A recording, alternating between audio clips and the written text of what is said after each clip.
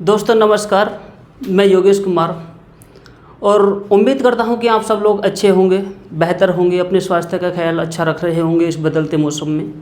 तो हमने जो संविधान के अंतर्गत मौलिक अधिकार शुरू कर दिए थे, मौलिक अधिकारों के अंतर्गत हमने जो है आर्टिकल 12 को पढ़ लिया था, आर्टिकल 13 को पढ़ लिया था और हमने जो है major type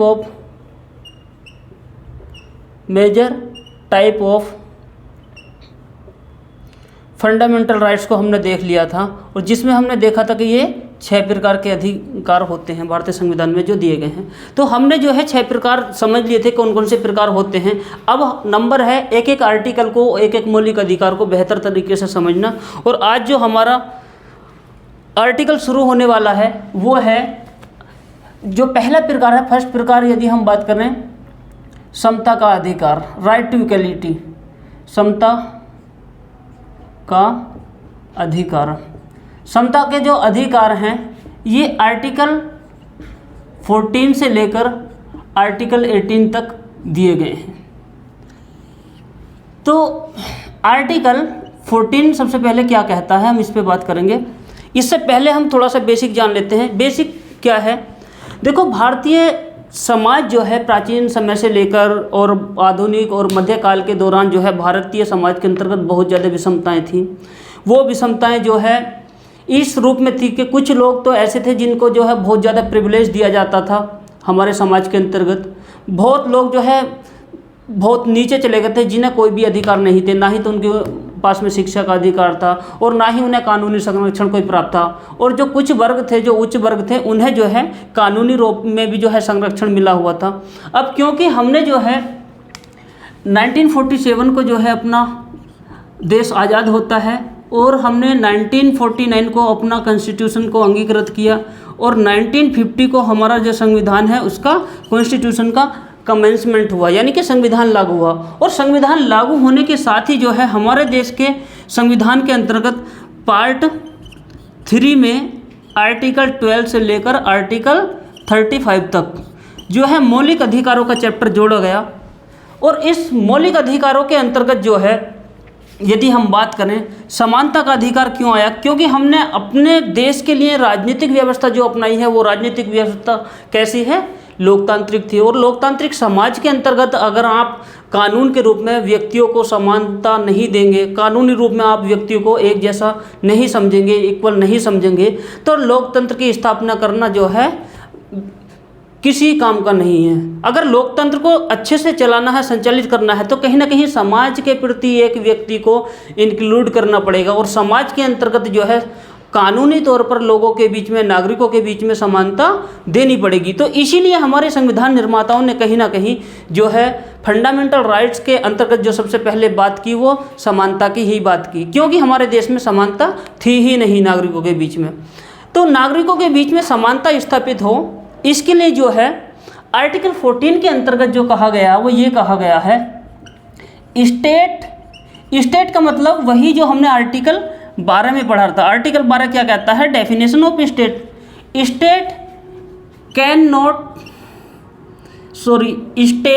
shall not deny any person और सिटीजन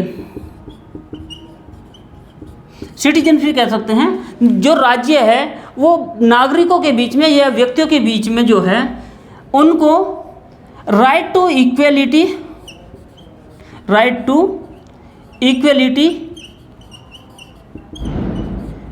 इक्वलिटी बिफोर लॉ, विधि के समक्ष समानता और इक्वली प्रोटेक्शन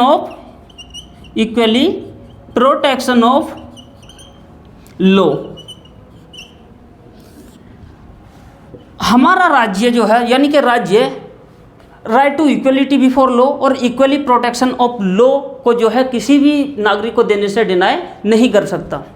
अब हमारे संविधान के आर्टिकल 14 में जो है 2 तरह की बात की गई है। सबसे पहला तो इसमें कह दिया गया है right to equality before law. इसका क्या मतलब है?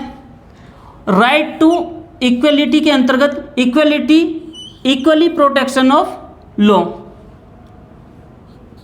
Equally protection of law.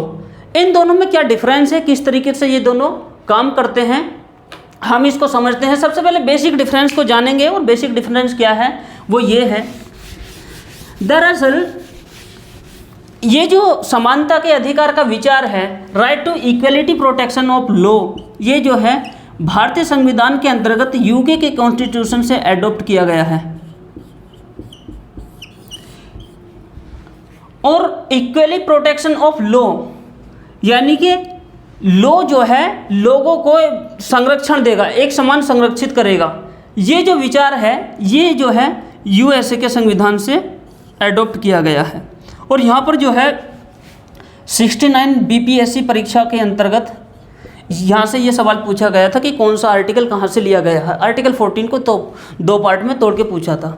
तो हम अब बात करते हैं इक्वली प्रोटेक्शन ऑफ लॉ की और right to equally before law, equality before law क्या होता है, इसका मतलब किस तरीके से ये काम करते हैं, समझते हैं इनको। देखो, एक तरफ हमारे संविधान निर्माताओं ने ये कह दिया कि लोगों के बीच में जो है विधि के तौर पर समानता होगी, कानूनी तौर पर समानता होगी। इसका क्या मतलब है समझते हैं, साथ ही साथ हम दोनों के बीच में डिफरेंस को देखते हैं। तो एक तरफ हम लिख लेते हैं क्या, राइट टू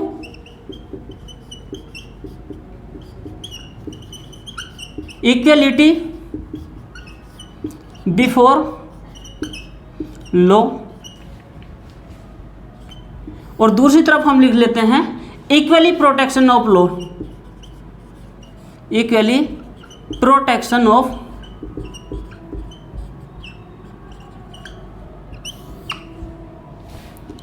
तो सबसे पहला डिफरेंस तो मैं आपको बता ही चुका हूं, लेकिन हम इनका मतलब समझते हैं पहले, उसके बाद में आगे बात करेंगे।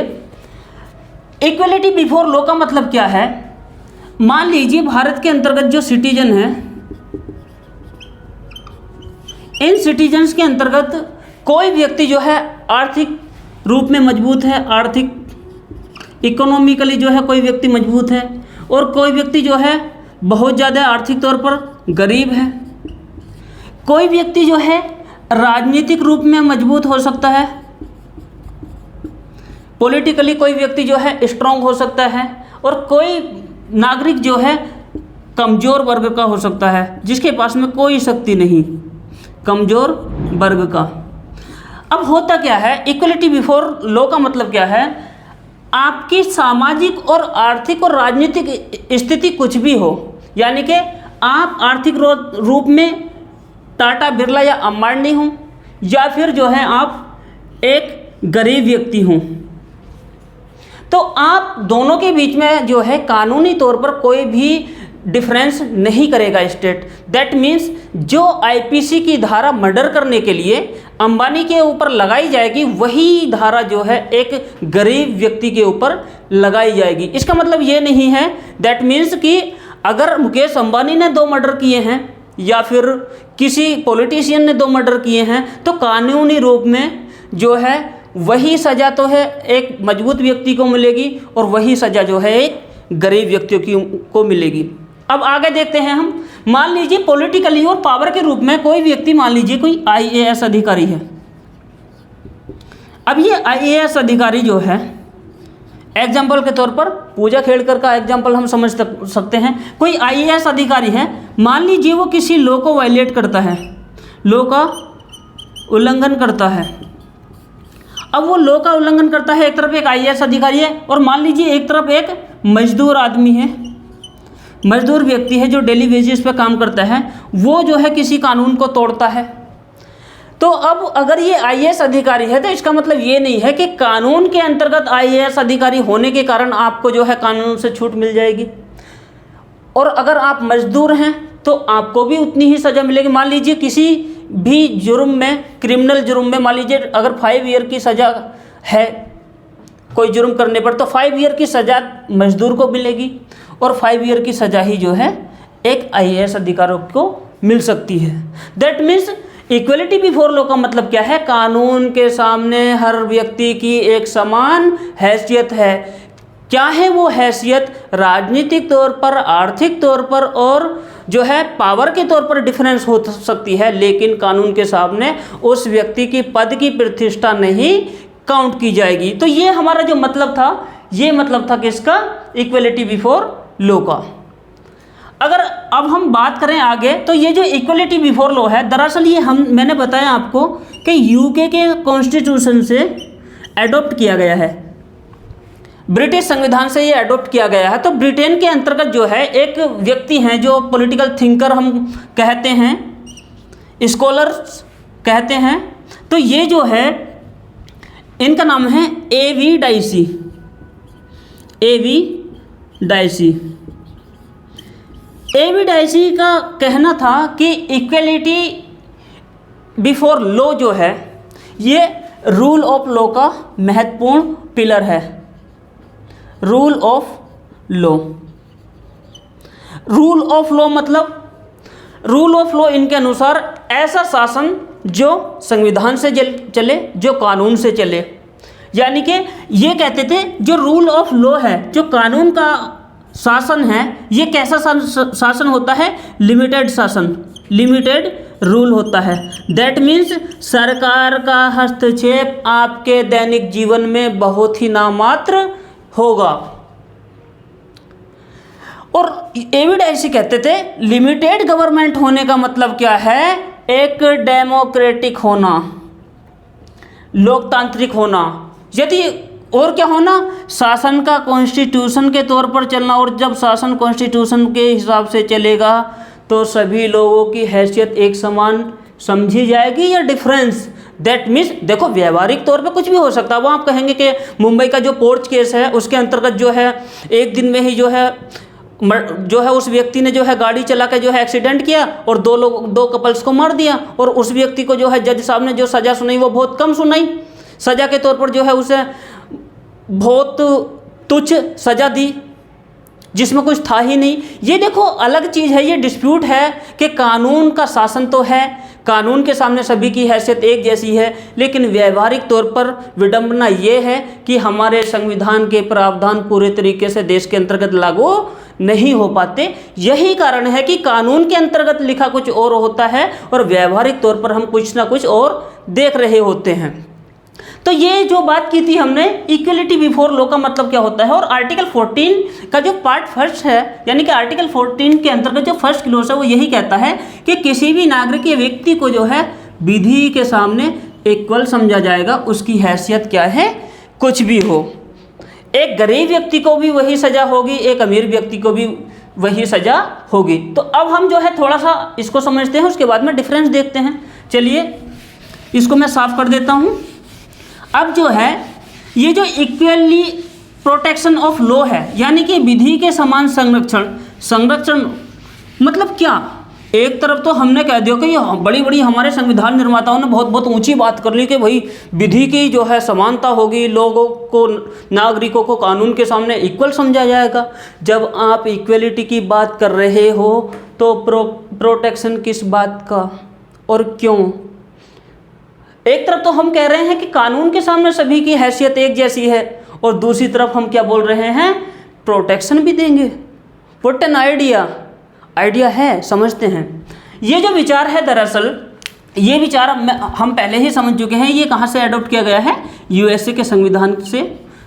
और यूएसए के संविधान में मौलिक अधिकारों की व्यवस्था जो है वो मैं बता चुका हूँ निरपेक्ष है, यानी कि वहाँ पर कोई भी वहाँ के मौलिक अधिकारों पर प्रतिबंध नहीं होते। तो इक्वलिटी प्रोटेक्शन ऑफ लॉ क्या कहता है, इक्वलिटी प्रोटेक्शन ऑफ लॉ ये कहता है, मान लीजिए ए और बी नाम के दो व्यक्ति हैं, एक अमित है और एक बबलू है, ऐसा मान लेते हैं हम। अब ये जो व्यक्ति हैं, मान लीजिए ए नाम का व्यक्ति जो है जन्म से ही जो है बहुत ज़्यादा अमीर है, वो फर्स्ट क्लास फैमिली के अंतर्गत जो है पैदा होता है। और दूसरा जो बी नाम का, बबलू नाम का व्यक्ति है, भारत के अंतर्गत मान लीजिए वो एक बहुत झुग्गी झोपड़ी से जो है निकल के आता है, मुंबई की, बहुत ज़्यादा गरीब व्यक्ति है, उसकी जो है आर्थिक स्थिति बहुत कमज़ोर है। जैसे कि एस्पिरेंट में हम देखते हैं, संदीप भैया बोलते हैं हमारी आर्थिक स्थिति बहुत ख़राब है, ऐसा कुछ डायलॉग है उसके अंतर्गत। तो ऐसा हम मान के चल सकते हैं इस आर्टिकल को समझने के लिए। तो एक व्यक्ति अमीर है और मान लीजिए उस व्यक्ति के पास जो है सारी सुविधाएं मौजूद थी। वो जो है अच्छे पैसे के माध्यम से, पैसे के बल पे जो है उसने कॉन्वेंट से जो है अपनी स्कूलिंग की। उसके बाद में जो है वो मान लीजिए डोनेशन दे के जो है चला गया, आपका ऑक्सफोर्ड पढ़ने चला गया, और वो बाद में भारत के अंतर्गत वापस आता है। वहीं दूसरा एक व्यक्ति है जो खिचड़ी खाकर सरकारी स्कूल में मिड डे मील योजना के तहत पढ़ा हुआ व्यक्ति है। तो अब मुझे ये बताइए, क्या इन लोगों के बीच में हम ये कह दें कि एक व्यक्ति जो कॉन्वेंट से पढ़ा हुआ है, बहुत ज़्यादा अमीर था, उसकी पुश्तें पहले से अमीर थी और उसकी पुश्तों के पास में इतनी ताकत थी कि अपने बेटे या बेटी को जो है वो किसी अच्छी स्कूल कॉलेज शिक्षा दे सके, जबकि बी नाम का बबलू व्यक्ति जो था ये गरीब था, इसकी आर्थिक स्थिति कमज़ोर थी, ये खिचड़ी खाकर मिड डे मील योजना के तहत बड़ा हुआ और जो है स्कूल में पढ़ा, ग्रेजुएशन की, अपनी कॉलेज किया पूरा। तो क्या अगर हम ये कह दें कि इन दोनों व्यक्ति के बीच में हम समानता स्थापित कर दें, क्या ये पॉसिबल है? भाई अगर आप जो है दो असमान लोगों को, मान लीजिए एक इतना बड़ा और एक इतना, एक तो मान लीजिए खलीहर, दूसरा जो है अपना राजपाल यादव, अब दोनों से कह दो कि दोनों जो है बराबर बीम लगाएं, क्या लगा पाएंगे? यानी कि उन दोनों की सामाजिक, आर्थिक और राजनीतिक स्थिति, हैसियत क्या है, जब तक आप इसको ध्यान में नहीं रखोगे तो विधि के शासन को स्थापित करना, रूल ऑफ लॉ को स्थापित करना, that means equality before law को हम ठीक से पालन नहीं कर सकते। That means equality protection of law क्या कहता है कि दो व्यक्तियों की समान स्थिति होंगी तभी उनके बीच में कानूनी तौर पर समानता होगी। यदि दो व्यक्तियों की सामाजिक, आर्थिक और राजनीतिक स्थिति डिफरेंस होगी, कम और ज़्यादा होगी, तो उसके बीच में भेदभाव के तौर पर हम कमज़ोर जो व्यक्ति है उसको कहीं ना कहीं हम संरक्षण देंगे। बेहतरीन एग्जाम्पल अगर हम समझें तो इसका हम समझ सकते हैं एक एग्जाम्पल महिलाओं एवं पुरुषों के बीच में तुलना करके। देखते हैं, मान लीजिए एक व्यक्ति है, रोहन नाम का व्यक्ति है, ये पुरुष है, और दूसरी तरफ मान लीजिए एक जो है महिला है। हम नाम नहीं लिखेंगे किसी का भी, कोई भी फेक नाम नहीं लेंगे। अब मान लीजिए इन दोनों के बीच में जो है महिलाओं की जो सामाजिक और शारीरिक स्थिति है वो दोनों की डिफरेंस होती है, और पुरुषों को जो है आमतौर पर जो है कहीं ना कहीं दुनिया के ज़्यादातर समाजों के अंतर्गत बहुत ज़्यादा जो है फ़ायदा मिलता है। किस चीज़ का? उनके पुरुष होने का। अब दोनों के बीच में आप ये कह दोगे कि हम जो है एक समान विधि की जो है स्थापना करेंगे, दोनों के बीच में विधि के तौर पर समानता होगी। क्या ये पॉसिबल है? क्योंकि महिलाओं को पहले तो घर से निकलने की आज़ादी नहीं, दूसरी तरफ अगर घर से निकलने की आज़ादी है तो उनके ऊपर प्रतिबंध बहुत हैं कि बाहर निकलोगी तो ये देख लेगा, ऐसे कपड़े पहन के निकलोगी तो लोग बुरी नज़र डालेंगे। अब मान लीजिए हम ऐसे रूप में ये कह दें कि पुरुषों और महिलाओं के बीच में जो है कानूनी तौर पर हमें समानता स्थापित करनी चाहिए, तो क्या पॉसिबल है? नहीं। इसीलिए हमारा संविधान जो है इक्वली प्रोटेक्शन ऑफ लॉ की बात करता है। दैट मीन्स लोगों के बीच में समान स्थिति लाने का प्रयास करता है, और तब कहता है कि हम जो है इक्वलिटी बिफोर लॉ का पालन करेंगे। तो ये दोनों के बीच में एक बेसिक सा डिफरेंस था जिसको हमने समझा। अब हम जो है आगे डिफरेंस समझते हैं इनके बीच में। तो ये जो है हमारा right to equality before law, यदि हम इसकी बात करें, ये जो है एक सकारात्मक विचार है, ये नकारात्मक विचार है। ये कैसा विचार है? नेगेटिव विचार है। नेगेटिव किस रूप में है? क्योंकि ये लोगों की जो है स्थिति को नहीं देखता। आपकी स्थिति कुछ भी हो, आपके साथ में बिहेवियर जो है इक्वल ही किया जाएगा। और ये जो इक्वली प्रोटेक्शन ऑफ लॉ है, ये जो है एक सकारात्मक विचार है, ये एक पॉजिटिव विचार है। पॉजिटिव विचार क्यों है ये? क्योंकि ये दो लोगों के बीच स्थिति को देखता है। अगला डिफरेंस जो बेसिक डिफरेंस तो बच्चों वाला डिफरेंस है कि ये वाला विचार कहाँ से उठाया गया है, यूके से, ये कहाँ से उठाया गया है, यूएसए से, इसको हम नहीं लिखने वाले, ये आपको पता चल चुका है ऑलरेडी। अब अगर हम बात करें तो इक्वलिटी बिफोर लॉ क्या कहता है, इक्वलिटी बिफोर लॉ के अंतर्गत यदि देखा जाए, ये कहता है कि भेदभाव नहीं किया जाएगा।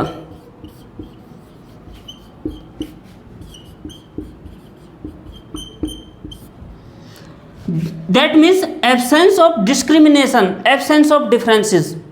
जबकि इक्वली प्रोटेक्शन ऑफ लॉ क्या कहता है कि आपकी स्थिति के आधार पर हम भेदभाव कर सकते हैं।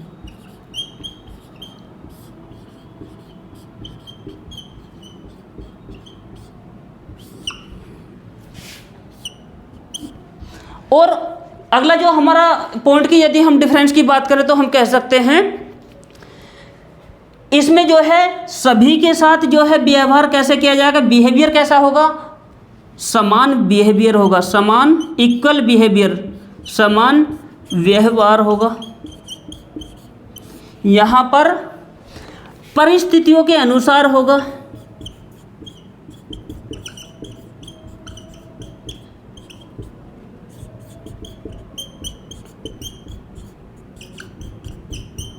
दैट मीन्स इसमें जो है बिहेवियर एक जैसा है और इसमें आपकी परिस्थितियां या स्थिति को देखा जाएगा। तो यदि हम बात करें तो ये उन लोगों को प्रोटेक्शन देता है जो वंचित वर्ग हैं। वंचित वर्ग को क्या करता है, ये प्रोटेक्ट करता है, जैसे कि महिलाओं के लिए विशेष प्रावधान कर देना राज्य के द्वारा बच्चों के लिए प्रोटेक्शन कर देना, राज्य के द्वारा उन लोगों के लिए जो है विशेष प्रावधान कर देना जो समाज के सबसे निचले पायदान से उठ के आए हैं। तो ये जो है हमारा right to equality before law and equally protection of law के बीच का डिफरेंस है। आई थिंक मुझे लगता है जितना मैंने बता दिया है ये समझ में आ गया होगा अब तक। तो चलिए अब हम आगे बात करते हैं। जो है सवाल ये है, अब सवाल क्या है, हमने ये तो कह दिया कि right to equality before law तो होगा, साथ ही साथ इक्वली प्रोटेक्शन ऑफ लॉ होगा। अब सवाल ये बनता है हमारा कि प्रोटेक्शन अगर हम देंगे दैट मीन्स हम क्या करेंगे, भेदभाव करेंगे। तो सवाल ये है भेदभाव का आधार क्या हो। भाई ऐसा तो है नहीं कि हम आँख मीच के जो है किसी भी तरीके से भेदभाव कर देंगे, फिर तो ये फंडामेंटल राइट्स जो है मजाक बनकर रहेंगे।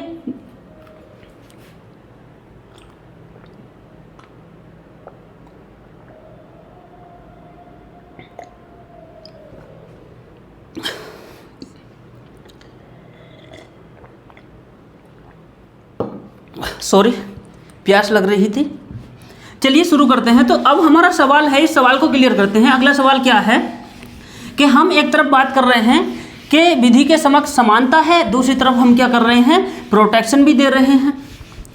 अब ये प्रोटेक्शन देंगे तो किस आधार पर देंगे, प्रोटेक्शन का आधार क्या है, इस पर हम बात करते हैं। या प्रोटेक्शन देने का मतलब क्या है, डिस्क्रिमिनेशन किया जाएगा। जो प्रोटेक्शन है, प्रोटेक्शन यदि हमें देना है, इस प्रोटेक्शन का जो आधार है वो क्या है, यदि दो डिफरेंट लोग हों। हाइपोथेटिकली अगर हम टैक्स के कानूनों की बात करें, टैक्स के जो कानून हैं इनके अंतर्गत जो है वो अपना, जैसे कि MSME होते हैं, MSME छोटे उद्योग होते हैं जिसके अंतर्गत, या मान लीजिए कोई बिग बास्केट है, बड़ा उद्योग है कोई, बड़ा उद्योग में जैसे हम समझ सकते हैं जो हमारी MNCs हैं। एक तरफ जो है MNC है और दूसरी तरफ जो है गांव में जो है लोग पत्तल बनाने का काम कर रहे हैं, लोग जो है बीड़ी और तंबाकू बनाने का काम कर रहे हैं। अब यदि हम MNC और ग्रामीण और कुटीर उद्योग के ऊपर एक जैसा टैक्स लगा दें, एक जैसा टैक्स लगा दें तो क्या इससे पॉसिबल है कि दोनों के बीच में जो है भेदभाव नहीं होगा, या फिर दोनों को विधि के सामने समानता मिल जाएगी? इसका मतलब ये हुआ, समानता अगर आपको स्थापित करनी है, अगर आपको भेदभाव देखना है, तो लोगों के बीच में असमानताएं होनी चाहिए, तभी आप भेदभाव कर सकते हैं। दैट मीन्स जैसे कि मल्टीनेशनल कंपनियों के ऊपर ज़्यादा टैक्स लगता है, जबकि जो कुटीर और एमएसएमई उद्योग होते हैं इनके ऊपर कम टैक्स लगता है। तो कहीं ना कहीं हम इस आधार पर जो है एक जैसा व्यवहार करने से बच सकते हैं। दैट मीन्स डिफरेंट ट्रीटमेंट हम दे सकते हैं अगर किसी की परिस्थितियां डिफरेंस हों। चलिए अब हम आगे बात करते हैं। मुझे लगता है ये आर्टिकल 14 पे बहुत हो गया है, इससे ज़्यादा एग्जाम में नहीं पूछा जाएगा। अब जो है हमने एक तरफ कह दिया है कि भाई विधि की समानता होगी, विधि का समान प्रोटेक्शन होगा, और जो है बहुत बड़ी बातें हमने अपने संविधान के अंतर्गत कर ली हैं। अब सवाल ये है, क्या सभी वास्तव में ऐसा होता है कि आप जो है किसी के भी प्रति भेदभाव नहीं कर रहे हैं, सभी की कानूनी हैसियत एक जैसी है? इसको समझते हैं। दरअसल हमारे संविधान निर्माता जिस समय संविधान का निर्माण कर रहे थे, तो उस समय पर उन्होंने समानता के अधिकार से संबंधित जो समानता का अधिकार है, इससे संबंधित जो है एक्सेप्शंस यानी कि जो अपवाद हैं, अपवादों को वर्णित किया। अपवाद क्या हैं? अपवाद है सबसे पहला राष्ट्रपति, प्रेसिडेंट एवं प्रेसिडेंट एंड गवर्नर्स, राज्यपाल। जो हमारा प्रेसिडेंट होता है ये जो है हेड ऑफ स्टेट होता है, भारत का हेड ऑफ स्टेट है, कॉन्स्टिट्यूशनल हेड होता है। और जो राज्यपाल होता है ये जो है राज्यों के अंतर्गत हेड ऑफ स्टेट होता है, राज्यों का प्रमुख होता है, संवैधानिक प्रमुख। अब क्या है, जो राष्ट्रपति और राज्यपाल हैं इन दोनों को ही जो है विधि की जो समानता है इससे छूट दी गई है।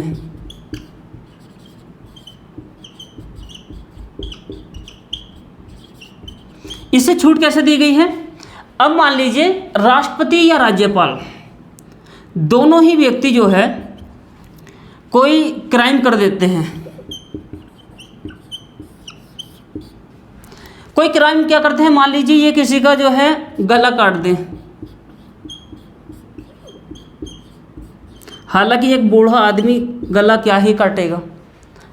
तो भारतीय संविधान के अंतर्गत जो है आर्टिकल 361 के तहत, आर्टिकल 361 के अंतर्गत जो है ये कहा गया है कि जो राष्ट्रपति हैं और जो राज्यपाल हैं इनको जो है विधि के समान संरक्षण से जो है छूट दी गई है। दैट मीन्स अगर कोई राष्ट्रपति है या कोई राज्यपाल है और यदि वो कोई क्राइम कर दे, क्राइम दैट मीन्स किसी का गला काट दे, मर्डर कर दे, या कोई भी जो है ऑफेंस कर दे जो क्रिमिनल ऑफेंस है, उस केस में राष्ट्रपति या राज्यपाल को अरेस्ट नहीं किया जाएगा।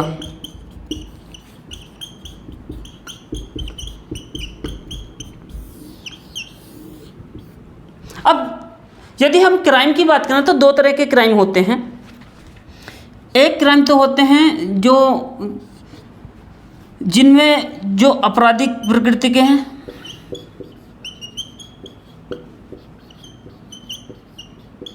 और दूसरे जो वो होते हैं सिविल मामले। सिविल मामले मतलब जिसके अंतर्गत संपत्ति का मामला है, डोमेस्टिक वायलेंस का मामला है, पारिवारिक लड़ाई का मामला है, पड़ोसी के साथ जो है ज़मीन का विवाद है, पड़ोसी के साथ जो है भैंस चुराने का विवाद है। आजकल हमारी राजनीति में भैंस बहुत चोरी होती है। लोग कहते हैं कि ये आपकी 2 भैंस में से 1 भैंस लेके चले जाएंगे। ये सारा आप समझ सकते हैं। तो ऐसी बात नहीं है यहाँ पर।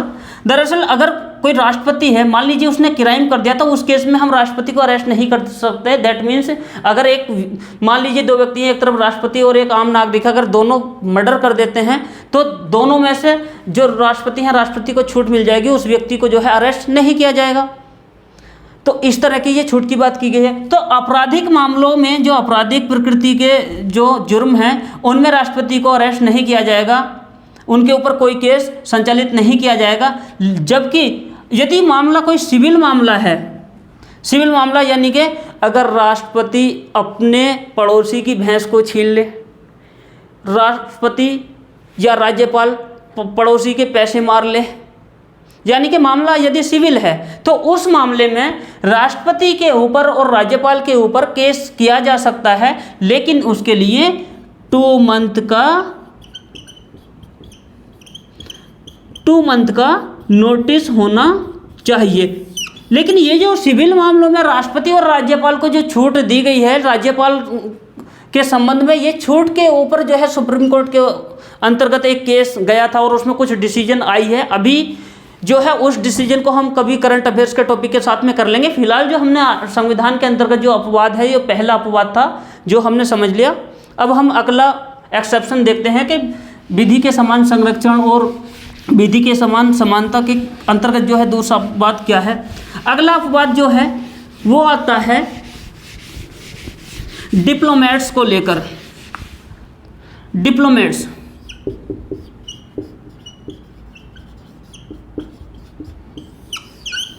या यूनाइटेड नेशन के व्यक्ति हैं। अब मान लीजिए ऐसा कोई व्यक्ति है जो मान लीजिए अमेरिकी राजदूत है जैसे, और यूनाइटेड नेशन के जो है कोई प्रमुख या व्यक्ति है।